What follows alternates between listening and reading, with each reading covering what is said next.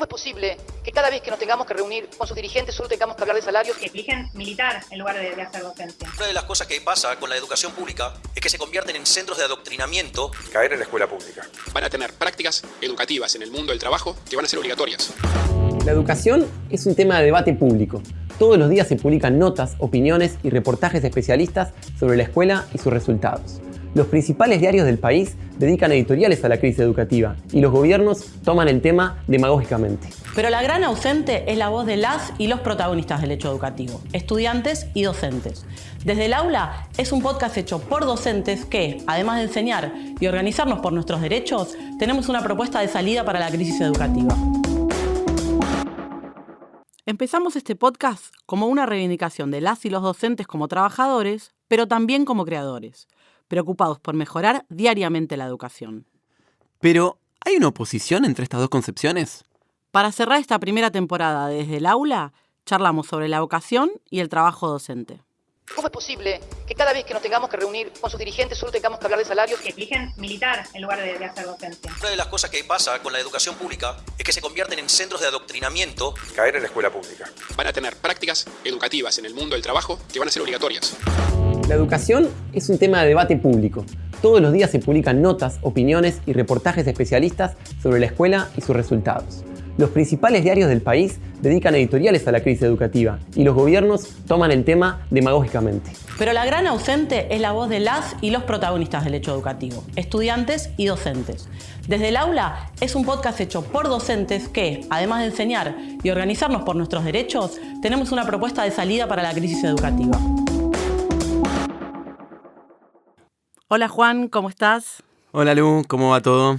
Bien, contenta y melancólica también porque estamos... Llega a su fin. Llega a su fin la primera temporada. Fin provisorio. Fin provisorio de la primera temporada de Desde el Aula. ¿Y cómo está tu vocación docente hoy? Mi vocación docente, creo que como la de todos, aquellos y aquellas que tenemos vocación docente, tiene sus altibajos, tiene sus días buenos y sus días malos. Hoy no fui a la escuela, pero esta semana está bien mi vocación, digamos. ¿La tuya? Bastante bien. Ayer además hice una cosa rara en la facultad. A ver. Hice una clase sobre el salario docente. Ah. En el marco del paro de la Cunada Histórica de la GDUA. Y estuvo bueno. Se coparon. ¿Se coparon? Sí. Así que bien, esta semana. Sí, viste, a veces que a todos nos pasa, creo, que uno a veces prepara una reclase y si esta clase va a salir. La voy a romper. La voy a romper, se van a reenganchar. Me van a aplaudir de pie. No van a participar y tipo, nada. Y hay veces que tipo, no sé qué voy a dar hoy. Agarrás el libro de temas, decís y sacás algo de la galera y funciona y sale la mejor clase del mundo. Pero bueno, a veces eso pasa. Pero bueno, es un tema, ¿no? Porque, digamos, esta tensión permanente existe, que un poco fuimos recorriendo, me parece, desde el principio del podcast, entre el docente como trabajador y al mismo tiempo esta presión, este deber, ¿no? De la vocación, de la dedicación. Sí, creo, bueno, hoy hablando con Juan más temprano, él me contaba lo que yo no sabía, que hubo incluso un debate hace varios años, cuando se creó la CETERA, acerca de si los docentes eran o no trabajadores, o si el nombre tenía que incluir la palabra trabajadores. Me sorprendió a mí, pero después, si lo pensás un poquito, ahí te das cuenta, o cuando uno siempre, se entera, ¿no? Como era este tema de que la escuela antes estaba mucho más centrada en la primaria, y la primaria era la señorita, que era una mujer, que era como en general una segunda madre, ¿no? Estas leyes cada tanto salen, ¿no? Alguien pone en Twitter o en algún lado y se viraliza las reglas, que no podían caminar solas, que no podían estar casadas, que no podían una cantidad de cosas. Y ahí se entiende un poco más, ¿no? Cómo no estaba visto como un trabajador, una trabajadora de otro rubro, no sé cómo decirlo. Sí, capaz por otro lado eso convivía con el profesor más de carácter, con una concepción de sí mismo más como un profesional. Claro. ¿No? Y que por ahí, digamos, hasta con una visión medio despectiva del trabajador.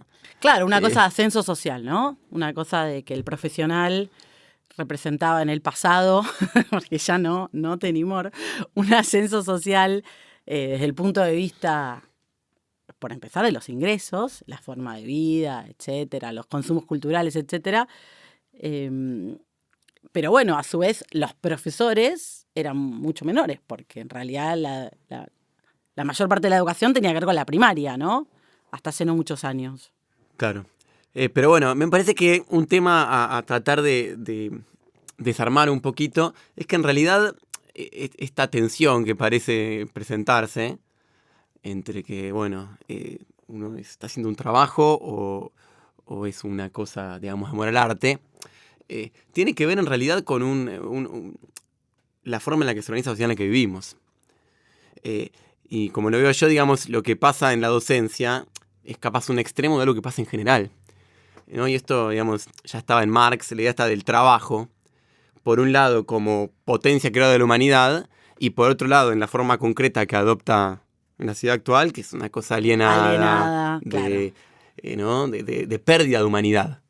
Sí, lo que pasa en los trabajos como el nuestro, y después me parece que pasa también muchas veces en otros trabajos que tienen que ver con el cuidado, en la medicina pasa mucho también, que como hay una vocación, o sea, a otros trabajos no se le pide a la gente que ame su trabajo, ¿no? Que lo quiera hacer. Hay un montón de trabajos que, bueno, a la gente le puede gustar más o menos, molestar más o menos, pero los hace para vivir, digamos, ¿no? Necesita un salario para el alquiler, etcétera. La docencia en general está esto de, bueno, lo haces porque te gusta.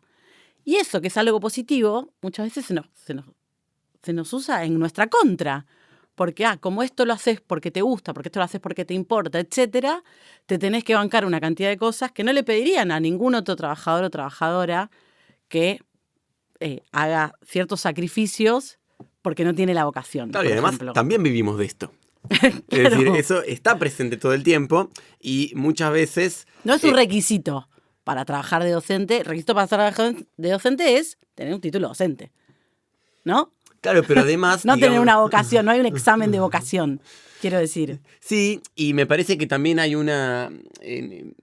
cuando a veces se juzga, digamos, ¿no? La labor docente o lo que fuera, más allá de que, digamos, ahora podemos intercambiar más experiencia y qué sé yo, creo que en general la gran mayoría de los docentes realmente muestran una dedicación por su trabajo y a pesar de lo terribles que son las condiciones en las que nos desenvolvemos, hace muchas veces hasta lo imposible porque la cosa camine. Pero incluso cuando no es el caso, ¿no? Sí. Y cuando alguien termina, digamos, bueno, agobiado por la realidad y hace algo que no... Trabaja reglamento. Claro, digamos. trabaja reglamento. Sí. Bueno, tampoco la salida puede ser decir, como a veces ocurre, no, lo que tiene que haber es más flexibilidad, que esa persona pueda ser despedida, que las propias autoridades, ¿no? Que la conducción pueda, como hablamos en su momento en el capítulo con Dote, darle el poder de repente a las conducciones de que contraten y despidan a voluntad, porque finalmente también está el problema de la materialidad de esa persona y de su sustento, ¿no? Y que esto es su fuente de vida. Sí, en general, ante los problemas educativos de los que venimos hablando a lo largo de toda la temporada, desde los medios de comunicación, que parten también desde las políticas de los distintos gobiernos, siempre la idea es culpar al docente, a las y a los docentes. Entonces, bueno, ese docente no tenía la suficiente vocación, no le importó lo suficiente, no hizo tal o cual cosa, en vez de decir, bueno, ¿qué deberíamos cambiar nosotros para generar, bueno, que esa vocación no sea aplastada? O sea, yo creo que ya lo conté acá, pero a veces yo en este momento trabajo en una sola escuela, tuve la suerte de que se alinearon los astros y pude tener todas mis horas de secundaria en una sola escuela, pero no es lo que pasa. Además depende mucho de las materias. Obviamente, si das materias que tengan menos horas... Sí. Si das matemáticas es un poco más fácil concentrar en un lugar. Matemática y lengua lo más fácil para concentrar. Ciencias sociales, en general, dando diferentes materias. De hecho, yo soy profesora de historia y lo que menos doy es historia. Doy proyectos de formación ética y ciudadana, historia, EDI, PIPI, soy coordinadora de área, 1000 cosas, ¿no? Todo para poder concentrar.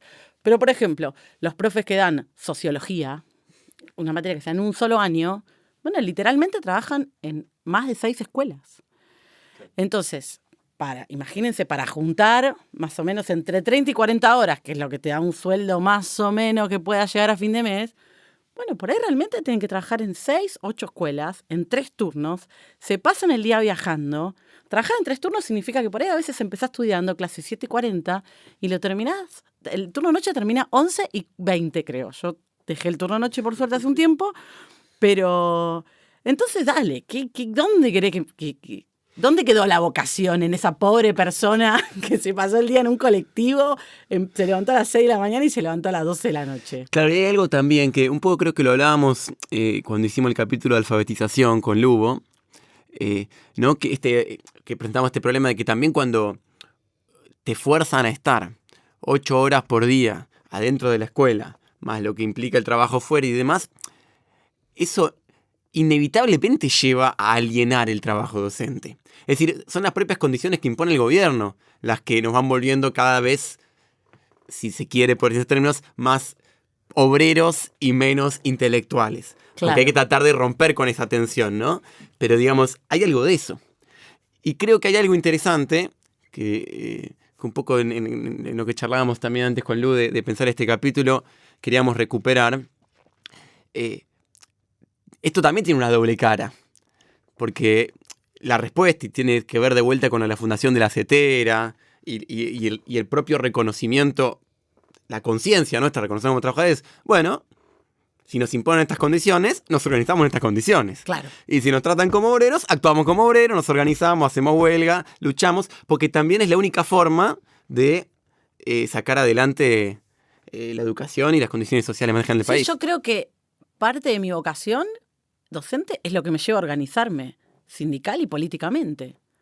O sea, yo lo que veo muchas veces en las escuelas, y lo he hablado con otros compañeros y compañeras, es que aquel docente que más o menos, ¿no? A veces uno se organiza más, menos, va a una marcha, hace un paro, pero el que no se organiza en nada, el que está como más allá de todo, que ya piensa que nada va a cambiar y que todo va a seguir empeorando, esos en general son los docentes que, por lo menos desde mi punto de vista, y los que terminan siendo peores docentes, por así decirlo. Porque, bueno, hay como una resignación ya, entonces o la resignación puede ser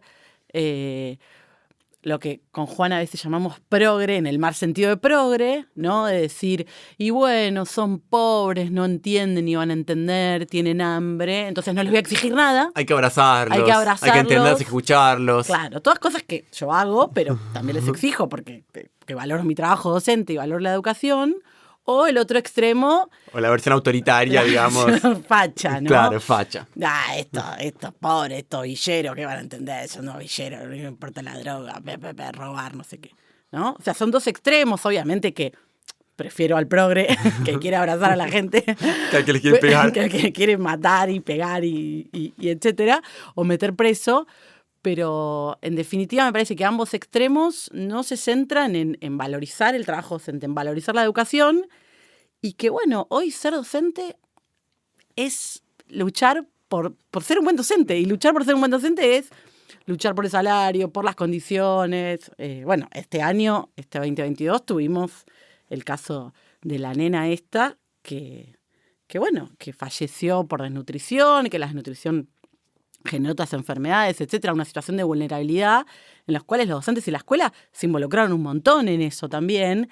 Y la marcha que se realizó después de la tremenda muerte de esta nena, a mí me impactó muchísimo la marcha, obviamente estuve, porque éramos los y las docentes ahí organizándonos por la injusticia de lo que sucedió con esta nena, pero diciendo, bueno, esto también es ser docente, ¿no? Luchar por mejorar las condiciones de nuestros alumnos y nuestras alumnas.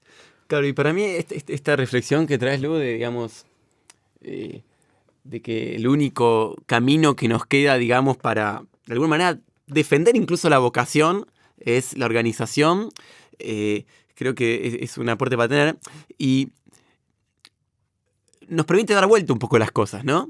Porque en general lo que aparece en los medios y los gobiernos y qué sé yo, es un discurso, digamos, esto que traes contra los docentes que no tienen vocación, que no tienen, creo que que se impone, digamos, bueno, la Soledad Cunha decía esto de bajo capital cultural, de no tienen recursos, cuando en realidad son ellos mismos, y digamos son los lineamientos que bajan incluso los organismos internacionales, los que tienden a liquidar esas condiciones, ¿no? Y a imponer esta esto que a veces llamamos el facilitador. Y el docente Claro. que no piensa, que no elabora, que no crea, Que es un sino autómata que reproduce. hace, claro, lo que le bajan de arriba. Bueno, Me- claro, hoy estuve leyendo este documento que me pasaste vos, Juan, del Banco Mundial, ¿no? Que se llama Profesores Claro, justo Excelentes. iba ahí.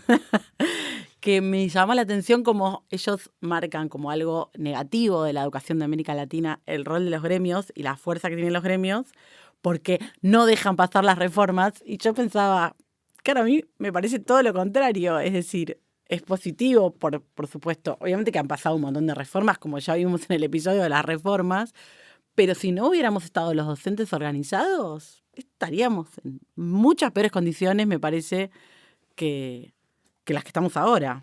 Sí, a mí me impactó mucho. Los invito a todos los que están escuchando que lo busquen y lo lean. Lo vamos a poner el link, como solemos hacer en los comentarios del episodio, porque yo lo había escuchado muchas veces, esto hablar de Profesores profesores excelentes del Banco Mundial, qué sé yo. Más suena bien Y- el título. claro, y lo Profesores lees- excelentes. Ay, sí, yo quiero ser parte, dice uno. Claro, y es brutal, porque es muy explícito, ¿no? Los tipos en un momento dicen, leo textual, entre las estrategias para reforzar la rendición de cuentas de los docentes, se incluyen medidas para reducir o eliminar la estabilidad laboral docente, aumentar la supervisión de parte de los directivos y empoderar a los clientes, ya la terminología es brutal, ¿Quiénes son los padres y clientes? estudiantes para supervisar a los profesores. Brutal. Es tremendo. Además, tipo, por ejemplo, no sé cómo sería empeorar el tema de la estabilidad laboral. Yo en este momento, que no soy titular, porque en la Ciudad de Buenos Aires no hay una titularización desde hace más de 10 años, mi estabilidad laboral es igual a 0. O sea, mañana pueden hacer una Bueno, reforma, tiene que ver con lo que avanzó, ¿no? de dejarme en esta la reforma. calle, no tengo ni indemnización, nada, me puedo quedar con 0 horas y sin indemnización de un día para el otro. Así que bueno, no sé cómo empeoraría mi estabilidad laboral, digamos. En Es este que evidentemente es momento. algo que se viene desarrollando. Y lo que es más impactante para mí de todo el documento es que al final tiene un capítulo que se Sí, llama de algo así recetas. como la gestión política de las reformas. Y los tipos dicen claramente, bueno, esto que es lo que tenemos que hacer para supuestamente tener profesores excelentes, va a ser resistido por los sindicatos. Y lógico, va a ser resistido por los... Entonces, bueno, ¿cómo hacemos? Y empiezan a dar consejos a los gobiernos de cómo hacer para liquidar la resistencia docente frente a esta imposición de reformas. Es muy, muy impactante. Y una cosa puntual que me llamó la atención, porque me hizo acordar mucho al fenómeno de lo que fue acá cuando Toyota salió a decir que no conseguía trabajadores en secundario completo. Sí. Hay un pedacito del texto donde dice algo así, dice... Del texto para de profesores excelentes. Claro, cuando Sí. explica cómo gestionar las reformas frente a los sindicatos, y dice... Los líderes políticos pueden establecer alianzas eficaces a favor de la reforma entre directivos de empresas y la sociedad civil, mediante campañas de comunicación que muestren de manera convincente la falencia del sistema educativo. Y dicen, esto va a ayudar a quebrar la resistencia de los sindicatos y que se yo. Todos, de Toyota! todos contra los... Vamos a este fenómeno de publicamos en todos lados, bueno, acá... ¿no? Toyota no consigue trabajadores para su fábrica y entonces se alimenta toda una campaña que finalmente termina en el desguace de... Sí, es lo de Toyota Pero, y es lo de Cristina Fernández de Kirchner.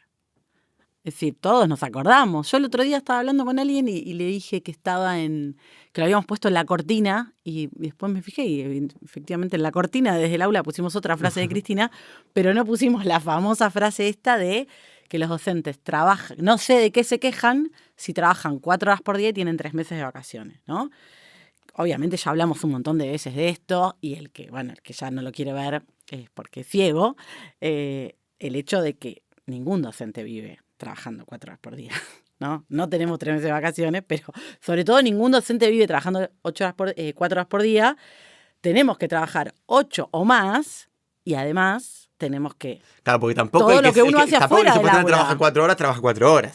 Claro. Eso ya lo hemos dicho muchas veces. Bueno, pero... exacto. Si fueran 4 horas en la escuela, eso implica 2, 3 y hasta 4 horas más fuera de la escuela, ¿no? Quizá no todos los días, pero corrigiendo, preparando, formándose. Si uno además te dice, bueno, y te tenés que actualizar también, que está bien, o sea, yo estoy a favor de que los docentes nos actualicemos, pero no puede ser que esa actualización sea a costa de que no duermo. Hace poquito leí un artículo que mostraba que de 18 actividades profesionales, digamos, que requieren título terciario universitario, Sí. la docencia está 15 en orden salarial. Ah, O sea que ahí hay una pauta muy clara, ¿no? Es decir, no te Claro. conviene. Si lo ves tener material, no te conviene ser docente. No, y además, obviamente, hay carreras en las cuales no hay muchas más opciones. Yo estudié historia. O investigás o sos docente. Digo, pero si sos ingeniero... Claro, yo eso lo estoy viendo ahora en la Facultad de Exactas, Sí. donde entré este año como docente, y ahí cambió la situación. A ver. Porque cambió el mercado, digamos. Yo cuando empecé a estudiar matemática, no había muchas opciones tampoco. Como O ibas en al historia CONICET, claro. era eso. Ibas al CONICET, qué sé yo, o era docente. Y con la explosión de la industria del software, hay muchas empresas grandes que contratan matemáticos. Tipo Google, Mercado Libre. Y bueno, los sueldos no tienen comparación con la universidad. Entonces muchos docentes están yendo. Ni con la universidad, ni con, obviamente, la Claro. docencia secundaria. Digamos esto porque lo estoy viviendo muy claramente en facultades exactas y cargos por los que antes la gente se mataba. O tenía 3 sobran. doctorados, ¿no? Había un Claro. concurso y de hecho, yo entraba- entré por eso, porque si no, no hubiera entrado, no tengo currículum. Claro. Digamos, yo no hice carrera de investigador, nada parecido. Entonces, hay un cuadro ahí, y bueno, finalmente termina en un achatamiento, en una degradación de la educación, porque en algún sentido los mejores, aunque uno puede discutir si el que tiene más paper, no sé qué, mejor docente, es otro debate. Es otro debate, sí. Pero está claro que acá, digamos. Pero cambió la situación, digamos. La educación Antes pública había no una- tiene capacidad de retener, ni la pública ni la privada. La educación no tiene capacidad material de retener a los profesionales que tienen otra alternativa para ganarse la vida. Claro. Bueno. Queríamos igualmente, antes de cerrar este episodio y esta temporada, hablar de algunas cosas buenas también. No, también de, porque. de la tarea docente y de la educación. No, porque obviamente que nosotros siempre estamos marcando las cuestiones por las que hay que organizarse, todo lo que venimos reflexionando. Pero bueno, obviamente, justamente Juan y yo tenemos vocación docente, nos gusta ser docentes. Y creemos que dentro de toda la miseria y el recorte salarial y presupuestario, y etcétera, etcétera, igualmente en las escuelas siguen pasando cosas increíbles porque la educación es increíble. Tal cual. Y además, ojo, tampoco hay que centrarlo tanto en nosotros, ¿no? Porque yo lo veo. O sea, para mí pasan cosas mágicas en la escuela todo el tiempo. Lo veo en el jardín de mis hijos. Lo veo cada vez que recorro una escuela por problemas sindicales. Digamos, no hay que perder de vista eso. A pesar de lo bastardeada que está la educación, a pesar de lo degradada que está, a pesar de todo lo que hemos hecho en este podcast, todo el tiempo suceden cosas mágicas. No, y muchas veces las cosas que nosotros traemos acá, de reflexiones, debates, son no solo cosas que charlamos entre Juan y yo, sino cosas que charlamos en la sala de profesores, con nuestros compañeros y nuestras compañeras. No es que somos los únicos dos docentes en la ciudad de Buenos Aires que estamos reflexionando. Simplemente a nosotros se nos ocurrió agarrar esas reflexiones y ponerlas al aire. Hacer un podcast. Y hacer un podcast, digamos, sí. Así que bueno, habíamos pensado con Juan de contar algunas cosas, no sé, nuestros momentos más lindos como docente. ¿Vos cuánto hace que sos docente, Juan? Mira, y yo arranqué a dar clase muy chico en el CBC. Ah, mira. Porque eso pasaba, ¿viste? Cuando te vas a matemática, como que era Seguramente fácil. faltaban. Claro, docentes faltaban más, claro. en el CBC. Arranqué a los 21, creo, hace 10 años. Ah, mirá. Sí, creo que 10 años ya tengo en el CBC. Y Tenías casi la edad de tus alumnos. claro, sí, muy parecido. Y un par de años después arranqué en secundaria. Creo que 2015 fue mi primer colegio secundario. Mm. Así que eso hace 7 años. Más o menos en el mismo momento que yo. Y yo soy un poco más grande que Juan. Sí, yo arranqué, mi primera experiencia docente fue en un terciario, de estos terciarios, estas carreras que yo les digo como de ascenso social, gente que termina secundario y por ahí estas carreras para ser inspector de seguridad y higiene en las empresas o despachante de aduana, que no se llama despachante de aduana, se llama algo de comercio internacional. Sí, El título, no ya no importa. me acuerdo ahora. Pero bueno, eso debe haber arrancado en 2013, creo. Sí, porque ya en 2014 entré en una escuela así como internacional y de elite. Pero en esa escuela, en ese terciario me pasó algo que es que yo daba para la carrera de seguridad e higiene, daba la materia sociología. Porque, ¿qué pasó? Mirá. En un momento, estas carreras, para ser título terciario, les Les metieron materias. Claro, le carga metieron horaria. materias, carga horaria y contenido, porque Claro. si no, no podía ser un título terciario, ¿no? Porque tiene que tener ciertos requisitos. Entonces, bueno, tenía sociología. Y tenía, me acuerdo, en esa aula serían, qué sé yo, 15, 20 pibes, menos por ahí. Y había 3 que eran policías, Wow. lo cual fue como raro, ¿no? Me pareció un gran porcentaje. Pero bueno, evidentemente eran policías que querían dejar de ser policías, ¿no? Claro. Creo que 2, no sé si uno estaba entrando a la policía, uno era de calle y uno era administrativo, pero bueno, los 3 ahí, fuerzas de seguridad.